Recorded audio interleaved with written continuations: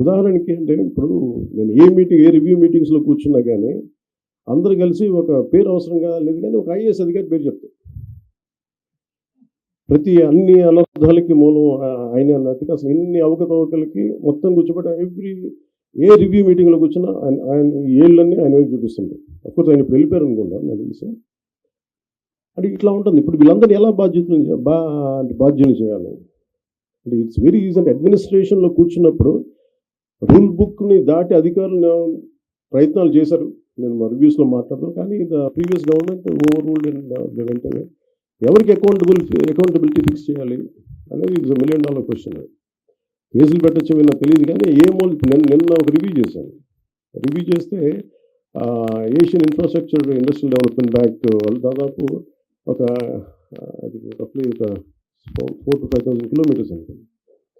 వాళ్ళకి ఇస్తే వాళ్ళు అడిగింది ఏంటంటే, ఒకప్పుడు మనం ఒక 70% వాళ్ళు ఇస్తే ప్రతి ₹1,00,00,000కి ప్రతి 100 కోట్లకి 70 కోట్లు వాళ్ళు ఇస్తే మనం 30 కోట్లు పెట్టాలి. అంతే కదా? 70-30 రేషియో. సో దాంట్లో ఇదేంటి 250 మంది జనాభా ఉన్న హ్యామ్లెట్స్ కావచ్చు, కుగ్రామాలు కావచ్చు, వాటికి రోడ్డు. సో వాటికి రోడ్లు వేయడానికి దాదాపు Asian infrastructure industrial development bank ప్రయత్నం చేస్తే దాదాపు 400 million ఇచ్చారు వాళ్ళు.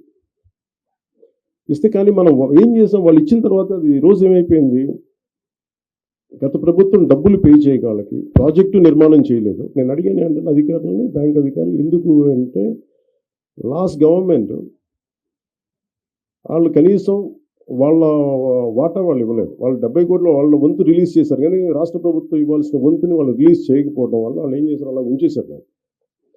కొద్ది రోజుల తర్వాత నేను రోడ్లు వేయాల అలా చూస్తే ఒక $40-40 million అలాగే బ్యాంకుల్లో పెట్టుకొని కూర్చున్నారు. అది ఎటు డైవర్ట్ చేశారు ఏంటి అని పక్కన రోడ్లు వేయలేదు. అందువల్ల ఏంటంటే వాళ్ళకి నమ్మకం పోయి గత ప్రభుత్వం మీద వాళ్ళు ఏం చెప్పారంటే మేము డబ్బులు ఇవ్వం, మేము రీఎంబర్స్మెంట్ విధానం పెడతామని చెప్పేసి మినిస్ట్రీ ఆఫ్ ఫైనాన్స్ పెట్టింది.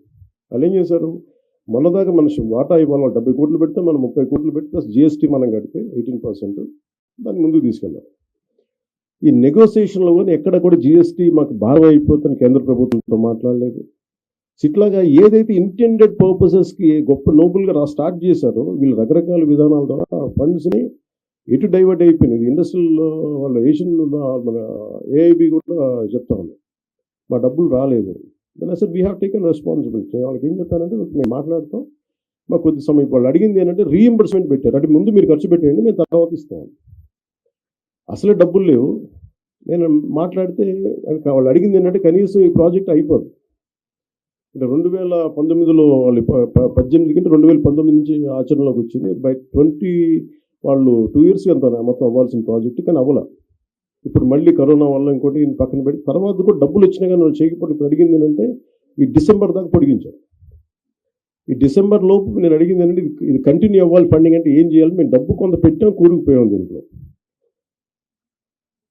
మాకు రావాలి, మీరు ఎలా చేస్తారు ఏంటంటే నేను చెప్పిన వాళ్ళు ఏంటి మేము చేయగలం అంటే మాకు కనీసం 200 crores పర్ మంత్ కనుక మీరు ఈ ప్రాజెక్ట్ మీద పెడితే రోడ్ల మీద పెడితే దీన్ని ఒక 3 months తర్వాత మేము మేక్ షూర్ దట్ రీఎంబర్స్మెంట్ నుంచి మేము తిరిగి లోన్ ఇచ్చే పద్ధతికి వస్తాం. సో ఇలాంటి ఛాలెంజెస్ ప్రతి చోట ఉన్నాయి. మీరు పథకం తీసుకున్నా ఈ పథకంలో ఒక ఛాలెంజెస్ ఉన్నాయి. సో ఇలాంటి ఛాలెంజెస్ నడుములో we want to do something like this. That's all. మీరేం చెప్తారు?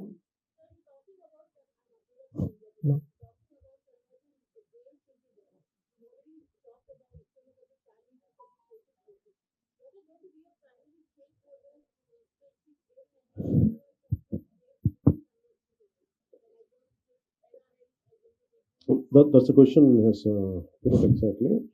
See, there should be a financial incentive for anyone who does this, who would like to come forward, and we have to give some kind of wealth creation has to happen from garbage.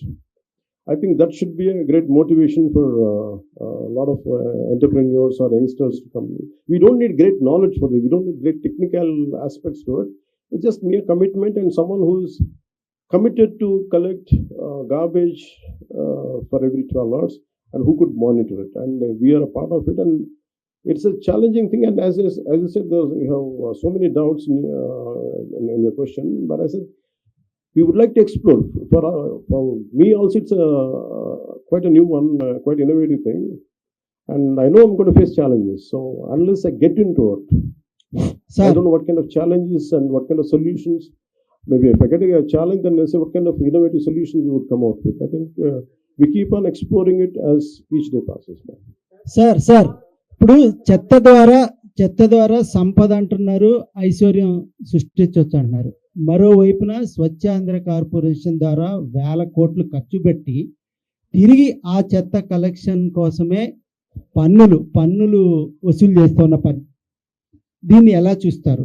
చెత్త tax, చెత్త పన్ను ఒకవైపున చెత్త సంపద ఇవన్నీ ఏంటంటేనండి, అందుకే మీరు చూస్తే ఇది మనం ఈ క్వశ్చన్ ఎప్పుడు రెలవెంట్ అంటే when we are applying it to the entire state. Yes. So here we are doing a pilot project.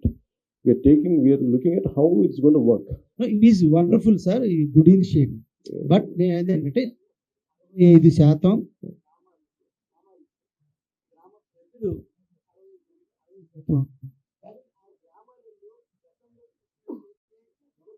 వాళ్ళే పెట్టుకొని it is also cultural change కదా. yes అండ్ ఇదేంటంటే ఇది ఇట్స్ నాట్ జస్ట్ గవర్నమెంట్ అలా. ఇప్పుడు నా ఛాలెంజెస్ ఏంటంటే మాకు కూడా ఇట్స్ కల్చరల్ చేంజ్ అనే పదం ఎందుకు అదే వాడతాను. బిగినింగ్ లో మీరు చూస్తే అవేర్ ఆఫ్ దట్, అంటే నాకు అవగాహన ఉంది మీరు మాట్లాడింది. ఇది కల్చరల్ గా కూడా మన బాధ్యత అనేది ప్రజల్లో కూడా కల్పించాలి. So it is both from government and also from people. That's a part of that's a kind of training we would like to impart.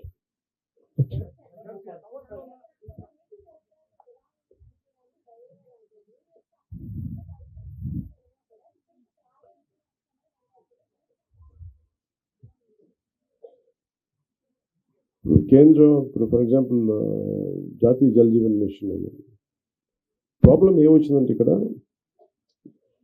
any policy you read from either from government of India, even for the great work done by our officials, they're amazing. The problem is committed political leadership. Who doesn't want any kickbacks? As long as you don't want any kickbacks, you want to serve people, there's a great possibility, but it just doesn't happen at the political leadership level. It is about the cultural change has to happen within the related communities also. ఒక గ్రామంలో మనం చేస్తున్నప్పుడు వాళ్ళ participation కూడా కావాలి. So మాకున్న challenges కూడా ఏంటంటే ఇవన్నీ ఒకటి నిధులు కొరత ఉంది, కానీ నిధుల కొరతని ఎలా అధిగమించాలనేది ఒక ఆలోచన. అలాగే ఇప్పుడు జాతీయ జల్ జీవన్ మిషన్ కావాల్సిన నిధులు లేవు మన దగ్గర.